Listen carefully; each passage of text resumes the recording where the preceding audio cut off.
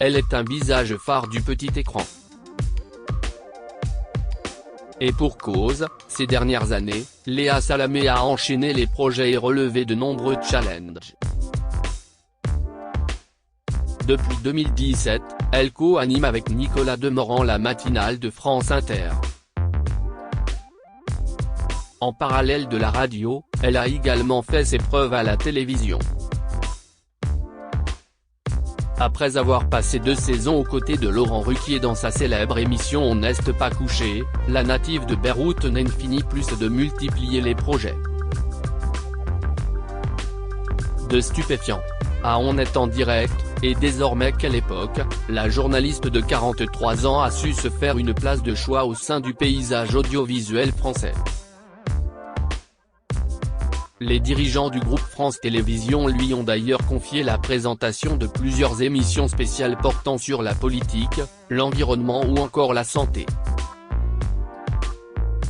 Depuis ses débuts à iTélé, devenue CNOO, note de la rédaction, dans les années 2010, Léa Salamé a tracé sa route avec brio. Professionnelle et persévérante, elle a aussi accepté d'aller là où on ne l'attendait pas. Après la décision de Laurent Ruquier d'arrêter la diffusion d'On est en direct, elle a surpris tout le monde, ou presque, en collaborant avec Christophe de Chavannes, pour présenter le nouveau talk show du samedi soir, Quelle époque. Et à en croire les chiffres relayés par nos confrères de Pure Média, le public est au rendez-vous. Depuis son arrivée sur France 2, l'émission hebdomadaire qu'elle présente rassemble 1,14 million de fidèles, pour une part de marché s'élevant à 16,6% des individus de 4 ans et plus, selon Médiamétrie. Gala.fr récapitule les éléments incontournables de sa vie à connaître. Supérieur à de Raphaël Glucksmann à Nicolas Demorand, ces hommes qui ont marqué la vie de Léa Salamé. Léa Salamé, quel âge a-t-elle? Léa Salamé est la fille de Ghassan Salamé, ancien ministre de la Culture au Liban au début des années 2000, mais également politologue, professeur à Sciences Po Paris, et ancien conseiller spécial du secrétaire de l'ONU Kofi Annan. Sa mère d'origine arménienne, Marie Bogossian, est quant à elle la sœur des diamantaires Jean et Albert Bogossian. Léa Salamé est née le 27 octobre 1979, à Beyrouth, au Liban. En 2023, la journaliste fêtera donc ses 44 ans. Léa Salamé, quel est son vrai prénom? Certains l'ignorent, mais Léa Salamé n'a pas toujours eu le même patronyme. Lorsqu'elle est née, elle s'appelait Ala Salamé. C'est à l'adolescence qu'elle a décidé de changer de prénom, en raison des nombreuses moqueries qu'elle subissait, à l'école jésuite où elle était scolarisée. Une décision radicale qu'elle a évoquée pour la première fois en 2015, en France, on prononçait Allah, Allah. Je subissais des méchancetés inouïes parce qu'on liait mon prénom à celui d'Allah, avait-elle raconté au magazine Le Mensuel. Pour Léa Salamé, cette période a été vécue comme une blessure. C'était hyper violent à mes oreilles, s'est-elle remémorée. Léa Salamé, qui est sa sœur Louma? Léa Salamé n'est pas une enfant unique. Celle qui a été naturalisée française à l'âge de 10 ans a très vite été rejointe par une petite sœur, prénommée Louma. Si la compagne de Raphaël Glucksmann a choisi le journalisme, sa cadette s'est quant à elle dirigée vers des études d'art et a intégré de prestigieux établissements, comme les Beaux-Arts de Paris ou encore les Arts décoratifs. Après avoir voyagé aux 4 coins du monde pour son travail, Louma Salamé a posé ses valises à Bruxelles, où elle a obtenu le poste de directrice générale de la Villa en Pin, considérée comme un centre d'art, appartenant à la Fondation Bogossian. deux parcours brillants, qui font évidemment la fierté de leur père. Léa Salamé, de quelle religion est-elle? Léa Salamé est catholique pratiquante et ne cache pas.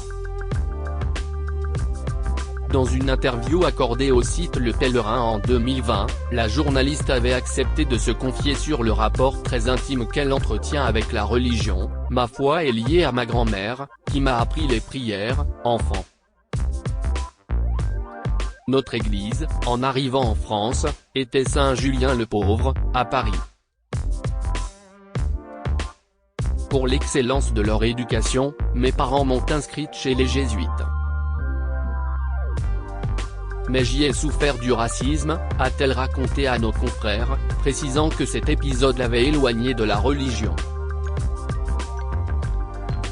Et l'intéressait de poursuivre, puis j'ai fréquenté Saint-Roch, la paroisse des artistes, à Paris, où régnait un discours déculpabilisant.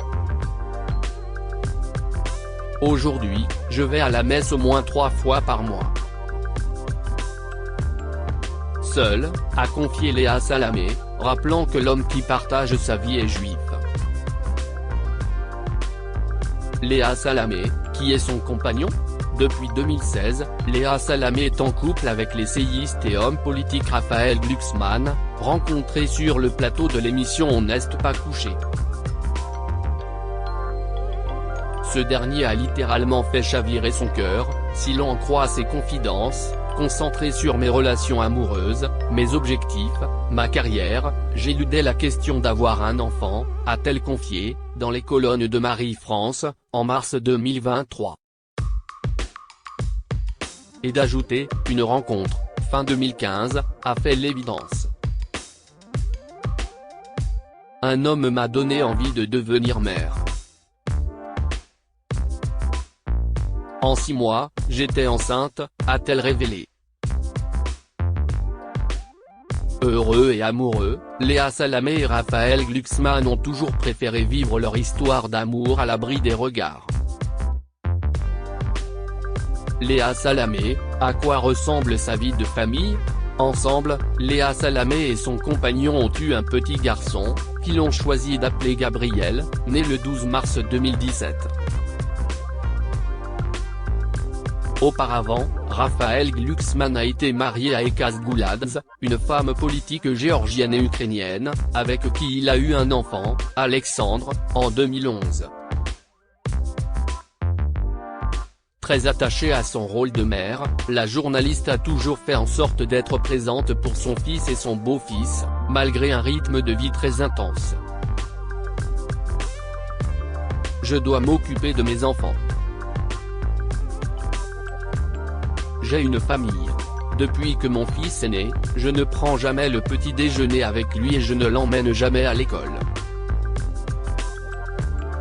Je me rattrape le soir.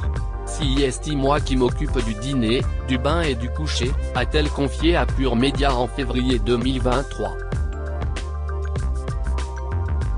Sensible à l'urgence climatique malgré son jeune âge, le beau-fils de Léa Salamé n'hésite pas à la rappeler à l'ordre quand il estime que si est nécessaire. Mon beau-fils de 11 ans m'engueule si je gâche ou je gaspille, a révélé la journaliste de France Inter, à l'occasion d'une interview au Parisien, en novembre 2022.